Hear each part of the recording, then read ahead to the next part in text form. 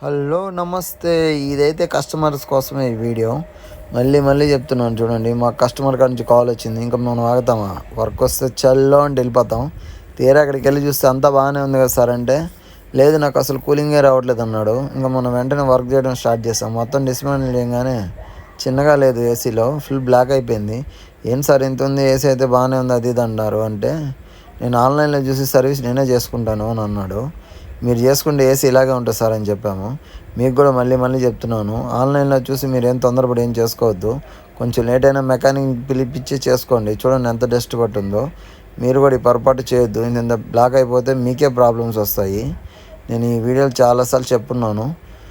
ఖచ్చితంగా అయితే మీరు మెకానిక్ పిలిపించి చేయించుకోండి. మీరు ఆన్లైన్లో చూసి మా ఇంటి పక్కన వాళ్ళు చేశారు మేము కూడా చేస్తామని చెప్పి చేసుకోవద్దు. అలా చేసుకుంటే మీ ఏసీ తొందరగా సంకన అయిపోతుంది.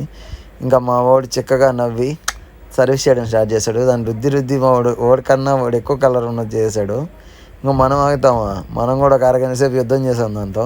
సో ఒక రేంజ్లో యుద్ధం చేస్తే నీట్గా వచ్చేసింది. ఫినిషింగ్ అయితే మామూలుగా లేదు.